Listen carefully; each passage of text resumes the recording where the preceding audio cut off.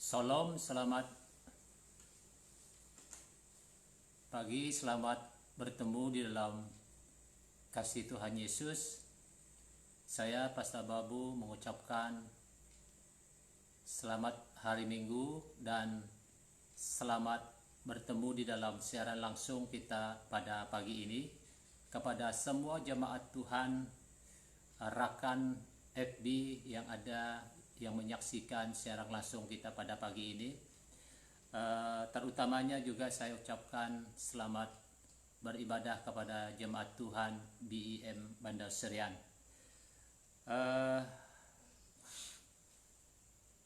Pada pagi ini kita mau belajar satu topik firman Tuhan, yaitu 5 langkah hidup beriman. Jadi itu menjadi topik kita pada pagi ini. Jadi sebelum itu mari kita berdoa dulu. Saya pimpin kita dalam doa. Haleluya.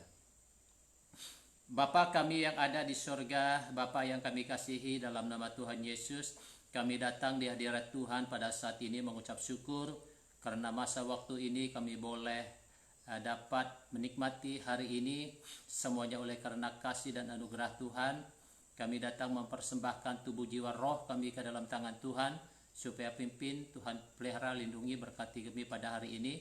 Lebih-lebih lagi Tuhan, kami berdoa menyerahkan bagi pemberitaan firman Tuhan pada pagi ini, kiranya melalui kuasa Roh Kudus Tuhan yang hadir di tengah kami, memberkati kami semua walaupun kami berjauhan, namun kami percaya bahwa Roh Kudus Tuhan hadir di setiap hati kami walau dimanapun kami berada. Oleh itu Tuhan, berkatilah kami lewat firman-Mu pada pagi ini. Lebih-lebih lagi bagi hamba-Mu yang menyampaikan firman-Mu, kiranya Tuhan pakai dan urapi secara khusus supaya menjadi alat Tuhan, menjadi sumber berkat bagi kami semua.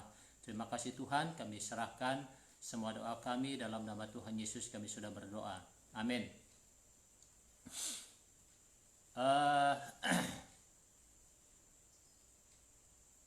Topik kita pada pagi ini yaitu 5 langkah hidup beriman.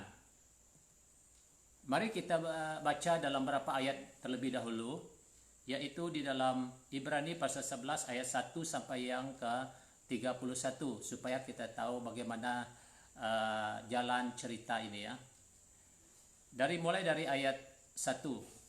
Iman adalah dasar dari segala sesuatu yang kita harapkan dan bukti dari segala sesuatu yang kita tidak lihat.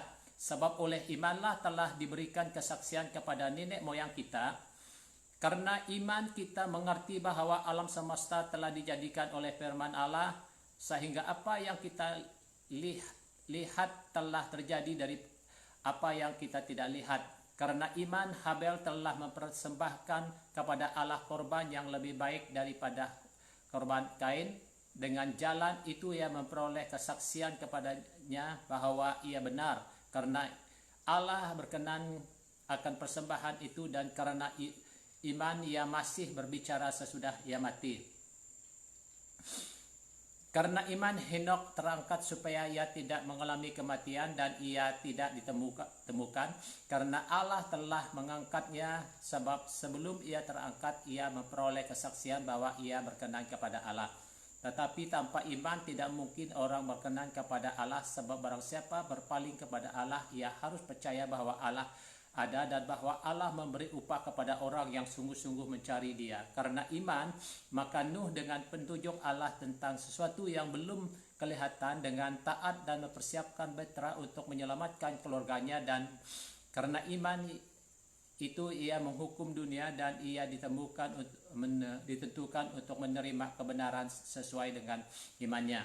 Karena iman Abraham taat ketika ia dipanggil untuk berangkat ke negeri yang akan diterimanya menjadi milik pusakanya. Lalu ia berangkat dengan tidak mengetahui tempat yang ia tujui. Karena iman ia diam di tanah yang dijanjikan itu, seolah-olah di suatu tanah asing, dan di situ ia tinggal di kemah dalam, dan dengan Ishak dan Yakub yang turut menjadi ahli waris janji yang satu itu. Sebab ia menanti-nantikan kota yang mempunyai dasar yang direncanakan dan dibangun oleh Allah. Karena iman ia juga akan dan Sarah boleh kekuatan untuk menurunkan anak cucu. Kalaupun usianya sudah lewat, karena ia menganggap dia yang memberitakan janji itu setia. Itulah sebabnya maka dari satu orang, malahan orang yang telah mati pucuk, terpancar keturunan besar seperti bintang di langit dan seperti pasir di tepi laut yang tidak hintu banyaknya. Dalam iman mereka semua telah mati sebagai orang-orang tidak memperoleh apa yang dijanjikan itu, tetapi hanya dari jauh melihatnya dan melambai-lambai kepada dan yang mengakui bahwa mereka adalah orang asing dan pendatang di bumi ini. Sebab mereka yang berkata demikian menyatakan bahwa mereka dengan rindu mencari suatu tanah air. Dan kalau sekiranya dalam hal itu mereka ingin akan tanah asal yang telah mereka tinggalkan, maka mereka cukup mempunyai kesempatan untuk pulang ke situ. Tetapi sekarang mereka merindukan tanah air yang lebih baik, yaitu suatu tanah air surgawi. Sebab itu Allah tidak malu disebut Allah mereka, karena ia telah mempersiapkan sebuah kota bagi mereka. Karena iman maka Abraham tatkala ia dicobai mempersembahkan Ishak, ia yang telah menerima janji itu rela mempersembahkannya anaknya yang tunggal, walaupun keadaannya telah dikatakan keturunan yang berasal dari Ishaklah yang akan disebut keturunanmu.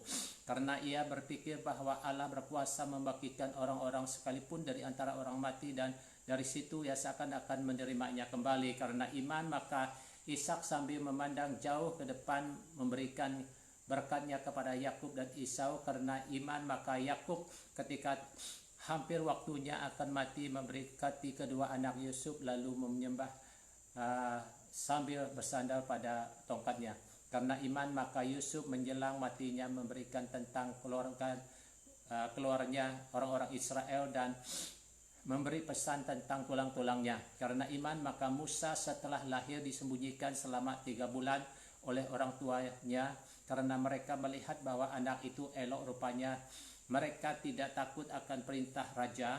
Karena iman Musa setelah dewasa menolak disebut anak Firaun, karena ia lebih suka menderita sengsara dengan umat Allah daripada sementara menikmati kesenangan dari dosa.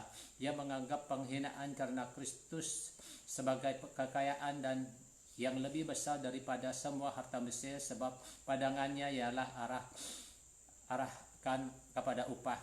Karena iman maka ia telah meninggalkan Mesir dengan tak takut akan murka raja. Ia bertahan sama seperti yang melihat apa yang tidak kelihatan.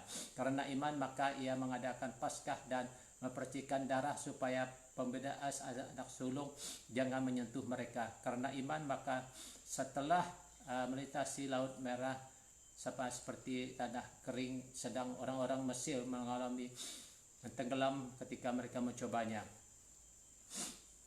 Karena iman maka runtuhlah tembok-tembok Yeriko setelah kota itu dikelilingi 7 hari lamanya. Karena iman maka Rahab perempuan sundal itu tidak turut binasa bersama-sama dengan orang-orang durhaka, karena ia telah menyambut pengintai-pengintai dengan baik.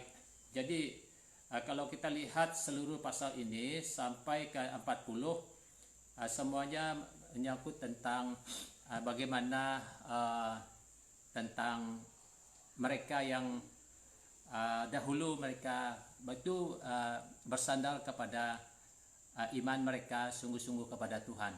Jadi saudara-saudara, jadi tidak ada seorang pun yang dapat melihat Tuhan dengan mata kasar yang membolehkan kita percaya kepada Dia, sebab Allah adalah roh dan barang siapa menyembah Dia haruslah menyembah roh dalam roh dan kebenaran.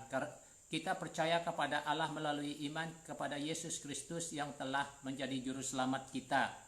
Jadi saudara-saudara, iman itu adalah iman di dalam Yesus Kristus. Jadi saudara-saudara yang saya lihat di dalam perjanjian lama, seluruh perjanjian lama tidak ada kata iman. Hanya dikatakan lalu percayalah Abraham, atau percayalah kepada Allah, atau percayalah kepada Tuhan. Hanya kata percaya saja yang ada di dalam seluruh perjanjian lama. Tetapi kalau kita lihat di dalam perjanjian baru, baru ada kata iman muncul di dalam perjanjian baru. Jadi iman ini sebenarnya adalah iman tertuju kepada Yesus Kristus. Jadi kita orang Kristen, orang percaya ini, kita beriman di dalam Tuhan Yesus, percaya kepada Tuhan Yesus. Jadi itulah kata iman. Jadi selain daripada iman hanya tertuju kepada Yesus, tidak ada iman lain tertuju kepada yang lain. Kalau kita percaya kepada yang lain, itu bukannya iman, itu adalah kepercayaanmu sendiri.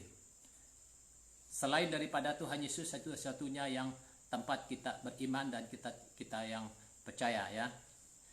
Jadi ada 5 langkah hidup beriman yang kita mau selidiki pada pagi ini, saudara-saudaraku. Yang pertama, iman menuntut risiko. Jadi yang pertama yang kita harus lihat di sini adalah iman menuntut risiko. Kalau kita lihat 23 tadi, ayat 23 yang sudah kita baca tadi, karena iman orang tua Musa menyimpan Musa beberapa bulan lamanya. Keluaran 2. Kalau kita lihat juga dalam Keluaran pasal 2 ayat 2, di situ ditulis, yaitu orang tua Musa sanggup menyembunyikan Musa selama beberapa bulan. Mereka tidak takut akan perintah Firaun ketika itu, karena mereka percaya bahwa anak mereka itu elok rupanya, bahwa mereka yakin dengan iman bahwa ada masa depan anak itu. Jadi mereka tidak takut kepada perintah Firaun ketika itu. Mereka sanggup menyembunyikan Musa selama berapa bulan lamanya. Jadi di situ kita lihat iman itu menuntut risiko. Andai kata kalau kedua orang tua Musa didapati menyembunyikan anak itu, sudah pastilah mereka mendapat risiko yang sangat tinggi, atau mungkin saja mereka dibunuh. Tetapi mereka tidak takut tentang perintah Firaun ketika itu, dan mereka sanggup menyembunyikan Musa sehingga Musa selamat daripada pembinasaan anak-anak di Mesir ketika itu, orang Israel di Mesir ketika itu. Jadi itulah mereka sanggup menerima risiko, ya. Jadi kalau kita lihat juga dalam pasal Daniel pasal 3, Daniel dalam pasal 3 yaitu berbicara tentang 3 orang Israel, yaitu karena iman Mesak, Sendrak, Abednego tidak mau menyembah patung emas yang didirikan oleh Raja Nebukadnezar, dan akhirnya ketiga orang ini dilemparkan dalam dapur perapian, tetapi diselamatkan oleh Tuhan. Di situ kita lihat ketika orang ini, Mesak, Sendrak, Abednego ini, mereka tidak mau menyembah kepada patung berhala, yaitu mereka tidak mau menyembah patung emas yang didirikan oleh Raja Nebukadnezar. Jadi mereka sanggup menerima risiko apapun yang mereka hadapi. Mereka tidak mau menyembah kepada patung itu. Jadi di situ kita lihat betapa iman itu menuntut risiko. Tetapi akhirnya mereka didapati tidak menyembah kepada patung emas yang didirikan oleh Nebukadnezar tadi. Lalu mereka ditangkap, lalu dilemparkan dalam dapur perapian yang menyala-nyala, tetapi diselamatkan oleh Tuhan. Jadi risikonya sangat tinggi. Nah, andai kata kalau mereka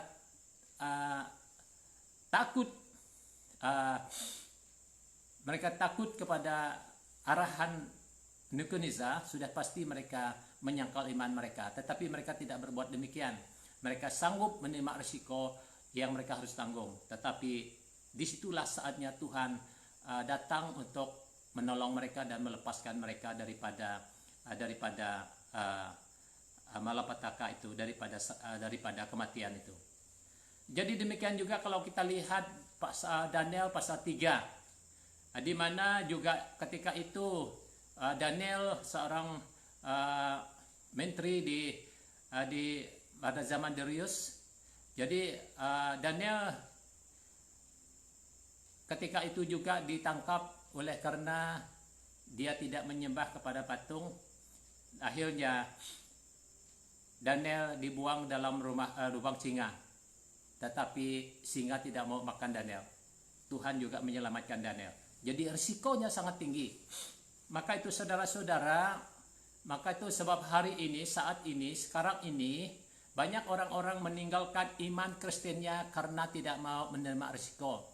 Ketika mereka menghadapi berbagai tantangan-tantangan bagi pihak-pihak orang-orang lain, orang yang tidak mengenal Tuhan, dengan ancaman, dengan tekanan, dengan berbagai-bagai cara, akhirnya banyak orang meninggalkan iman mereka oleh karena mereka tidak sanggup menerima risiko. Jadi saudara-saudara, jangan kita seperti orang-orang ini, di mana mereka ini orang-orang yang seperti ini, yang tidak mau, yang takut menerima risiko. Mari kita saudara-saudara sebagai iman orang percaya kepada Tuhan, sebab kita ada kepastian keselamatan di dalam Tuhan Yesus, maka itu kita sepatutnya tidak patut takut apapun risiko-risiko yang kita hadapi, sebab itulah kenyataannya iman Kristen kita. Yang kedua, mari kita lihat yang kedua.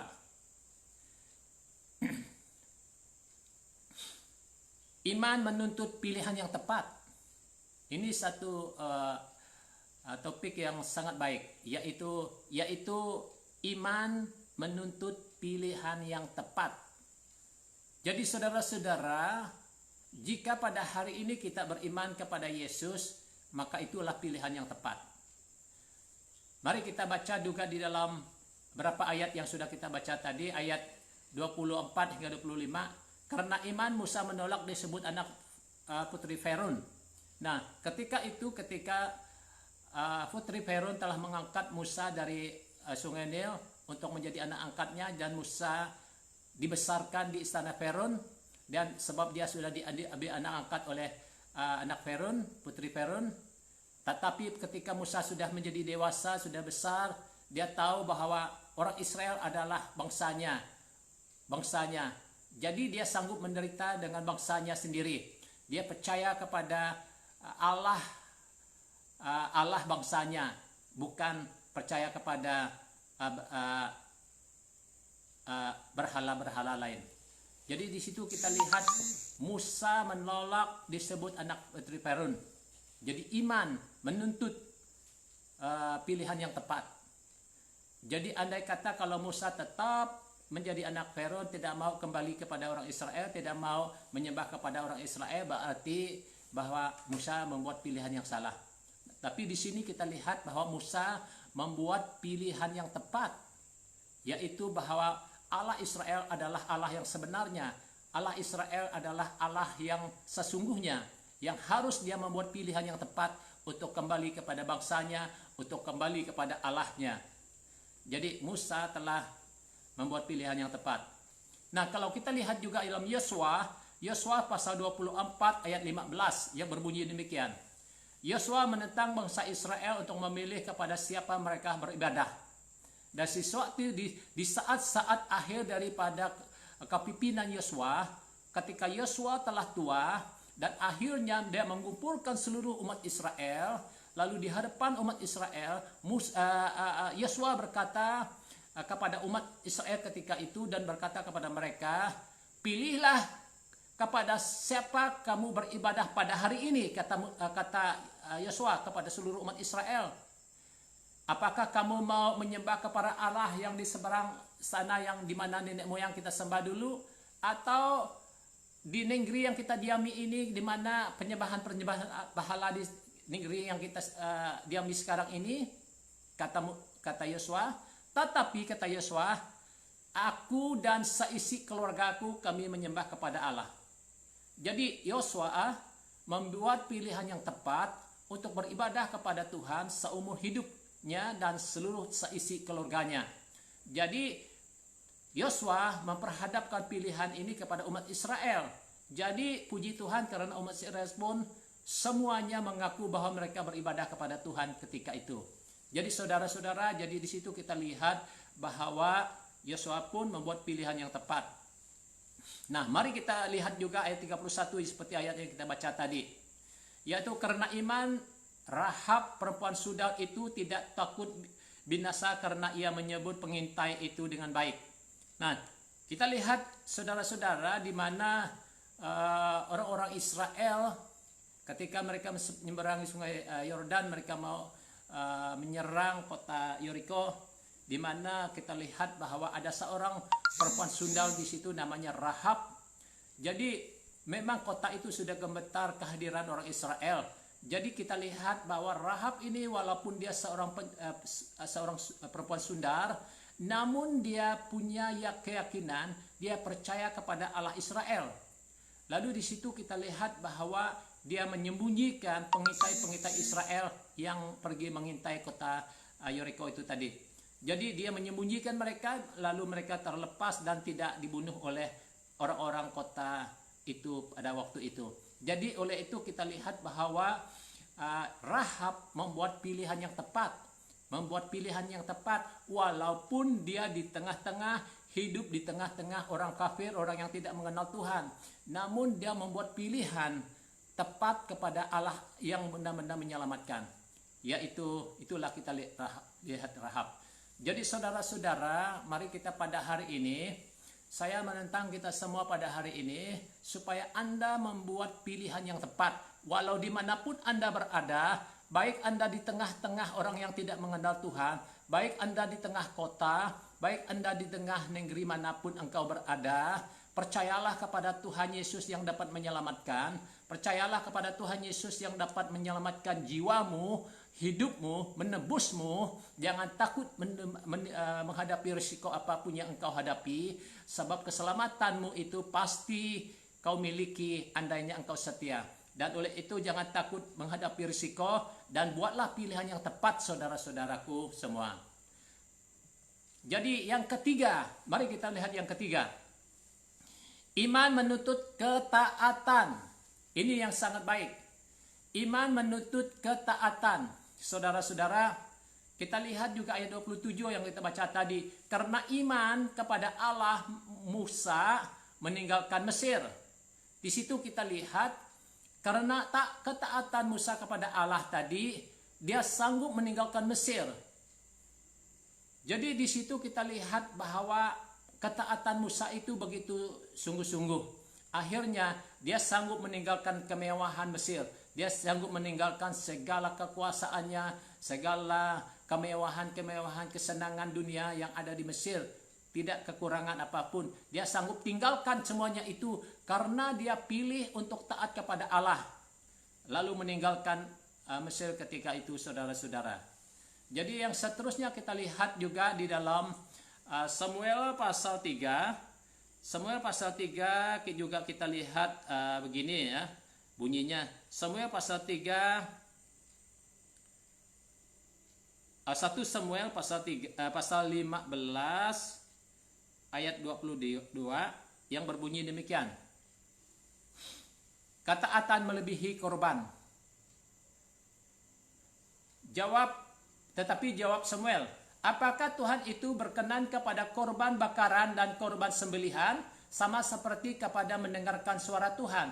Sesungguhnya mendengarkan lebih baik daripada korban sembelihan, memperhatikan lebih baik daripada lemak domba-domba jantan. Di situ kita lihat ini adalah kata-kata Samuel kepada Raja Saul ketika itu, sebab Tuhan telah memberi perintah kepada Raja Saul untuk pergi menupaskan semua penduduk-penduduk di kota Ai, termasuk ternakan dan segala apa yang ada harus ditupas habis, dibinasakan habis tanpa belas kasihan. Itu perintah Tuhan kepada kepada Raja Saul melalui Samuel. Tetapi Saul tidak melakukan semua perintah Tuhan tadi. Dia menyelamatkan beberapa rajanya dan menyelamatkan kambing dombanya dan sebagainya.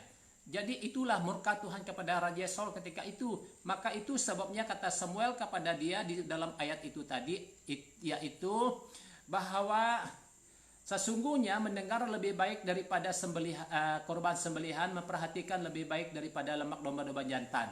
Artinya di situ adalah semua persembahan yang dipersembahkan kepada Tuhan itu tidak bergunanya daripada taat, mendengar dan melakukan perintah Tuhan. Itu yang lebih penting. Jadi saudara-saudara semua, mari kita melihat perintah ini, yaitu ketaatan melebihi korban. Ini adalah di mana hidup kita harus taat sepenuhnya kepada Tuhan. Taat yang dimaksudkan di sini bukan hanya sekadar taat biasa-biasa. Nah, jadi banyak orang berpikir begini, karena dia percaya kepada Tuhan, lalu dia berpikir bahwa dia taat kepada Tuhan. Bukan taat itu yang dimaksudkan dalam ayat ini. Taat yang dimaksudkan di sini adalah mendengar dan melakukan apa yang diperintahkan Tuhan itu, dan taatilah itu dan lakukanlah itu, dan itulah ketaatan yang Tuhan maukan. Saudara, bukan sekadar saya percaya kepada Yesus, bukan itu taat. Taatan yang dimaksudkan adalah mendengar dan melakukan perintah Tuhan, itulah ketaatan yang Tuhan maukan daripada seluruh umat percaya. Jadi saudara-saudara, mulai pada hari ini mari kita taat kepada Tuhan dan melakukan perintahnya. Apa saja perintah Tuhan yang kita dengar, yang kita sudah pahami, dan kita lakukanlah itu. Itulah ketaatan kita kepada Tuhan. Jadi kita lihat dalam juga beberapa ayat yang lain. Kita harus taat kepada Allah melebihi manusia. Jadi saudara-saudara, kita harus taat kepada Allah melebihi taat kita kepada manusia. Jadi saudara-saudara, kadang-kadang kita boleh taat kepada manusia, tidak salah. Tidak taat kepada pemerintah itu betul. Kita taat kepada pemimpin-pemimpin kita, agama kita, itu betul. Kita taat kepada semua orang-orang atasan kita, semuanya betul, tidak salah. Tetapi ketaatan kita kepada Allah harus melebihi taat kepada manusia. Jadi taat kepada Allah itu harus sempurna, harus sungguh-sungguh melakukan dengan setia. Jadi itulah yang harus kita lakukan di dalam Kisah Para Rasul 5 ayat 29, yaitu kita harus taat kepada Allah melebihi taat kepada manusia. Jadi saudara-saudara, kita lihat juga di dalam ayat yang lain. Yohanes 36 ayat 26. Allah memberi roh ketaatan. Tuhan memberi roh ketaatan kepada kita, kepada orang percaya. Jadi andai kata siapapun orang percaya, kalau dia taat dan melakukan perintah Tuhan, itulah yang dikatakan bahwa Tuhan yang memberi roh ketaatan itu. Dan seterusnya, yang keempat, iman menuntut keyakinan setiap janji Tuhan.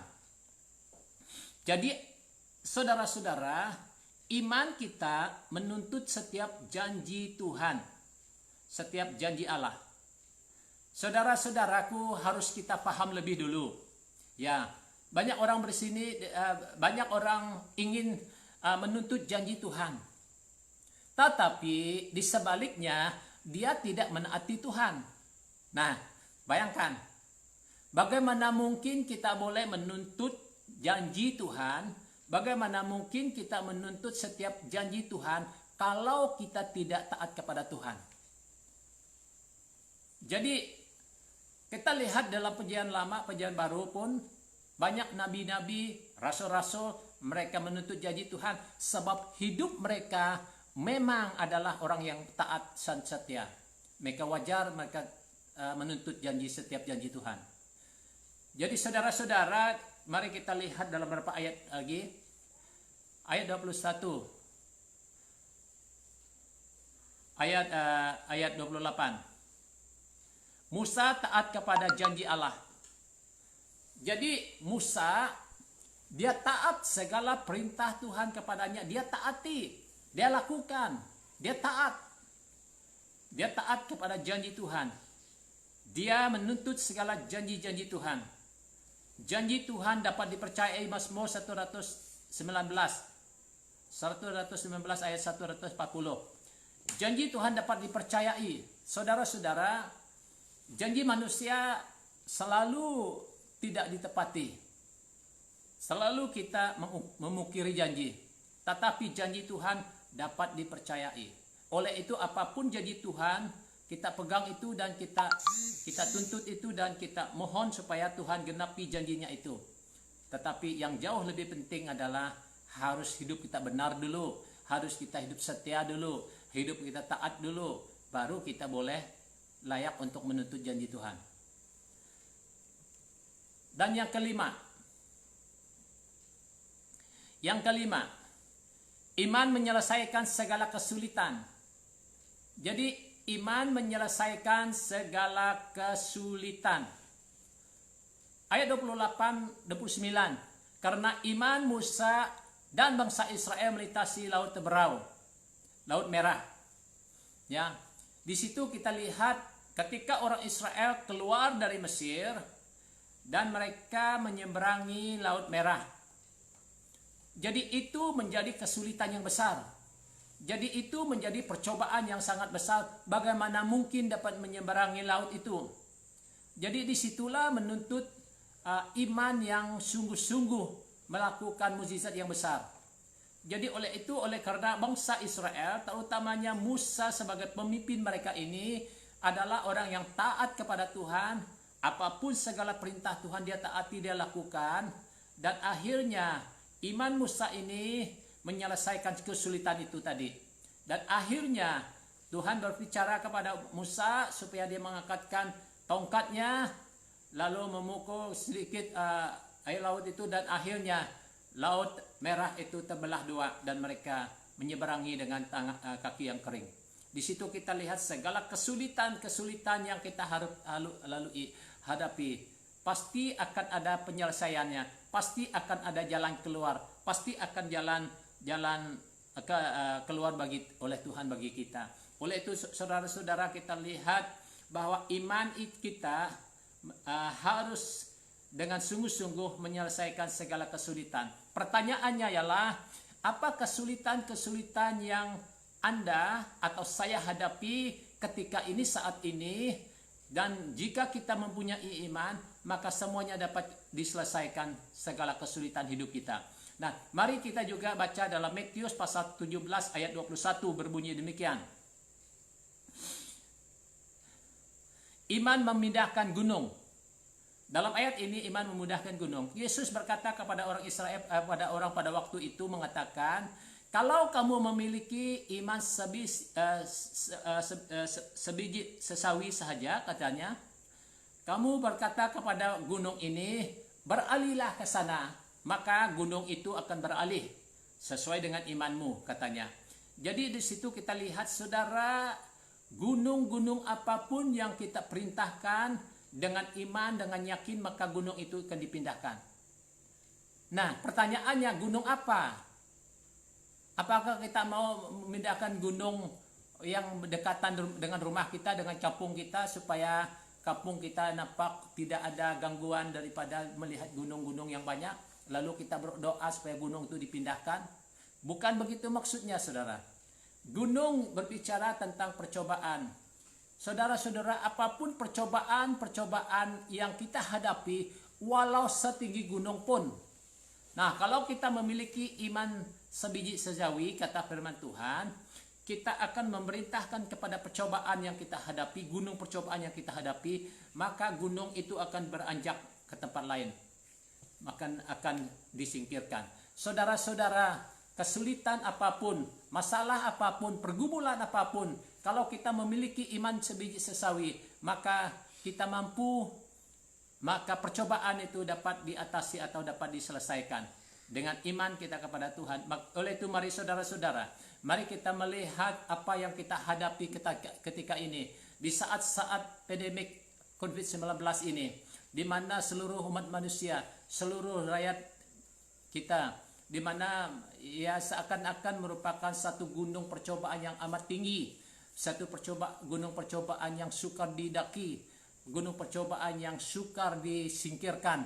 Tetapi pada hari ini saudara-saudara, mari kita belajar dari firman Tuhan, menuntut janji Tuhan dengan iman, dengan yakin bahwa gunung percobaan yang kita hadapi sekarang ini, saat ini, dapat dipindahkan, dapat disingkirkan, dapat disingkirkan jika kita memiliki iman sebiji sesawi. Oleh itu saudara-saudara, jangan kita melihat gunung percobaan yang ada di depan kita.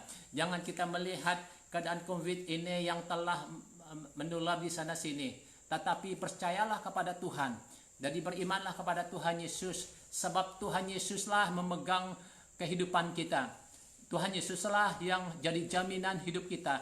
Mati hidupnya kita dalam tangan Tuhan. Mati hidupnya kita dalam tangan Tuhan. Tuhan yang mengatur segalanya. Maka itu tidak perlu takut oleh hal-hal dunia, oleh gunung-gunung percobaan. Jadi saudara-saudara, mari kita pada hari ini mengimani janji Tuhan, mengimani firman Tuhan. dengan penuh beriman, dengan penuh keyakinan dan percaya kepada Tuhan bahwa tidak ada yang mustahil kalau kita benar-benar beriman kepada Tuhan. Habakuk 2 ayat 4 juga berbunyi demikian. Orang benar hidup karena percaya. Jadi orang benar hidup karena percaya. Oleh itu saudara-saudara, mari kita orang yang benar, orang yang percaya Tuhan ini, yang sungguh-sungguh percaya ini, kita hidup karena iman kita kepada Yesus. Kita hidup bukan siapa adanya, bukan karena kita. Kita hidup karena anugerah Tuhan. Kita hidup karena kasih Tuhan. Karena hidup kita hidup karena hanya iman kita kepada Yesus Kristus. Jadi oleh itu Tuhan, saudara-saudaraku semua, mari kita tertumpu iman kita kepada Yesus. Hanya fokus kepada Yesus yang satu-satunya jalan penyelesai dari segala masalah kesulitan hidup kita.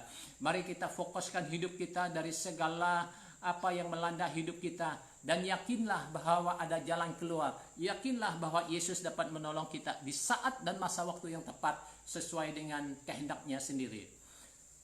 Jadi kita lihat juga di dalam Yohanes pasal 5 ayat 4. Karena setiap anak Allah dapat mengalahkan dunia. Kita mengalahkan dunia ini dengan iman kita. 1 Yohanes 5 ayat 4. Jadi kita mengalahkan dunia ini karena iman kita kepada Tuhan Yesus. Jadi apa yang kita kalahkan? Dunia apa yang kita kalahkan?